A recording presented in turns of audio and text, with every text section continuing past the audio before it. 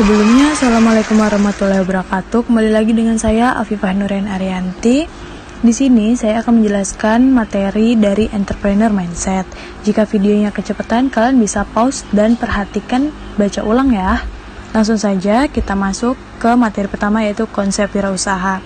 Setelah kalian mengetahui arti dari kewirausahaan, di sini saya akan membacakan kesimpulannya.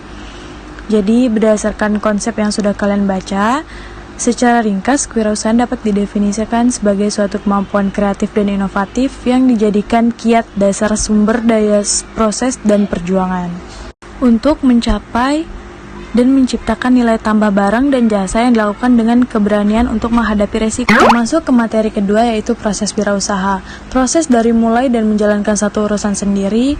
Pengusaha adalah individu yang mengambil resiko yang terkait dengan menciptakan, mengatur, dan memiliki bisnis. Kita masuk ke materi ketiga, yaitu kesempatan. Kesempatan dalam berwirausaha ialah suatu peluang untuk seseorang, bahkan semua orang, untuk memiliki banyak usaha yang mereka inginkan, bahkan dijadikan hobi untuk diri mereka sendiri. Di sini kesempatan berwirausaha terbagi menjadi 3, yaitu kesempatan berkeluarga, kesempatan bisnis franchise atau waralaba, kesempatan membeli bisnis yang sudah ada. Sebelum memulai usaha, seorang wirausaha harus memperhatikan beberapa unsur dan dalam membuka kesempatan usaha, diantaranya lihat karakter usaha Anda dan sesuaikan dengan karakter pribadi Anda. Lihat apakah Anda menyukai usaha tersebut. Kita masuk ke materi 4 dan 6, Ecopreneurship. Pengertian ecopreneurship berasal dari 2 kata, yaitu eco dan entrepreneur. Eco diambil dari kata ecological atau ekologi, oikos rumah atau tempat hidup. Jadi ekologi adalah ilmu yang mempelajari tentang hubungan timbal balik antara makhluk hidup dengan lingkungannya. Sedangkan preneur berasal dari kata entrepreneurship, yaitu kewirausahaan yang berasal dari kata Prancis. Entrepreneur berarti peluang, pencipta, dan pengelola usaha. Jadi dari pengertian di atas, maka eco-entrepreneurship dapat diartikan sebagai kemampuan berpikir kreatif dan inovatif untuk menciptakan sesuatu yang baru dan berbeda dengan memanfaatkan peluang yang ada di sekitar lingkungan dan dijadikan produk yang dapat menghasilkan keuntungan yang finansial. Kita masuk ke materi 5, yaitu sociopreneurship. Menurut Randy Saputra, krisis memiliki makna, yaitu memaksa kita merespon. Mengapa adanya krisis? Karena adanya hal yang tidak ideal. Jika ada hal yang tidak ideal, berarti solusinya adalah kita harus meresponnya, yaitu dengan cara melihat perubahan yang ada, yang harus kita ubah, yaitu berfaut seperti produk dan channel distribusi.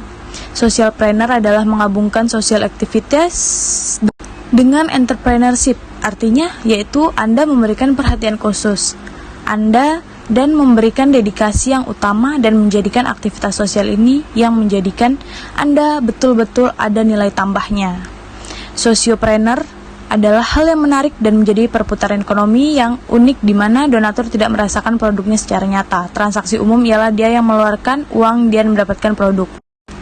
Next, kita masuk ke materi 7, presentasi sociopreneurship. Istilah social entrepreneur dengan sociopreneur menjadi perdebatan di antara para peneliti.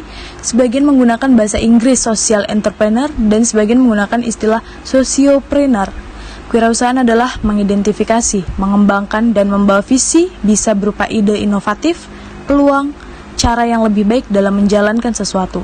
Hasil akhir dari proses tersebut adalah penciptaan usaha baru yang dibentuk pada kondisi resiko atau ketidakpastian. Proses kewirausahaan adalah upaya menciptakan sesuatu yang berbeda dan memiliki nilai tambah melalui pengorbanan waktu dan tenaga dengan berbagai resiko finansial, psikis, dan sosial, serta mendapat penghargaan berupa keuntungan dari kepuasan pribadi atas hasil yang diperoleh.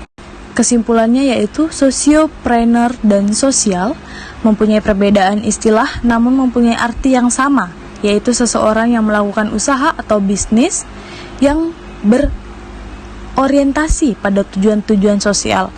Kependekatan istilah dari sociopreneur menjadi digipreneur lazim sering digunakan di Indonesia.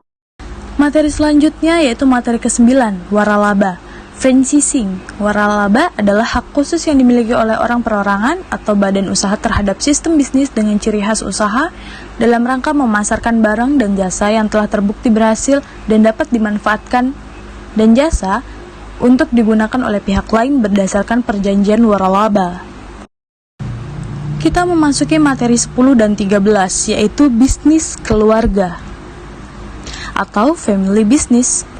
Apa sih definisi dan karakteristik perusahaan keluarga? Perusahaan keluarga adalah suatu perusahaan yang pemegang saham mayoritasnya adalah sebuah keluarga dan posisi pengelola manajemen dikuasai oleh anggota keluarga serta diharapkan keturunan. Dalam perusahaan keluarga terdapat 3 elemen, diantaranya keluarga, bisnis, kepemilikan. Ketiga elemen tersebut bercampur menjadi satu batas di antara ketiganya kabur dan tak tampak. Teori perusahaan keluarga menyatakan bahwa hingga saat ini ada 2 teori yang digunakan sebagai dasar penelitian perusahaan keluarga, yaitu teori sistem perusahaan keluarga dan teori keagenan. Oke, next kita masuk ke materi 11 dan 14, yaitu bisnis model kanvas. Bisnis model kanvas adalah salah satu alat untuk membantu kita melihat lebih akurat bagaimana rupa usaha yang sedang atau kita jalani. Ada beberapa aspek bisnis model kanvas, diantaranya 1. Customer segment, 2. Value proposition, 3. Channel, 4. Customer relationship, 6. Key resources, 7. Key activities, 8. Key partner, 9. Cost structure. Next, kita masuk ke materi 12, yaitu franchise presentation.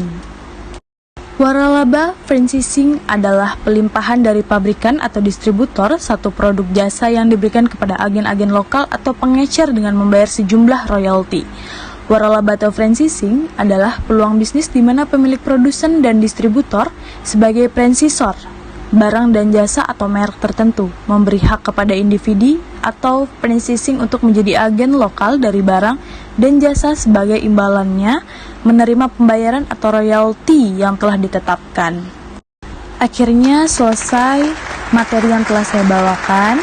Semoga kalian bisa memahami dan bisa mengerti, dan apabila suara saya kecepatan, kalian bisa pause dan baca materi yang telah saya cantumkan. Selebih dan kurangnya saya mohon maaf. Saya akhiri. Billahi fisabil ilhaq fastabiqul khairat. Assalamualaikum warahmatullahi wabarakatuh. Terima kasih.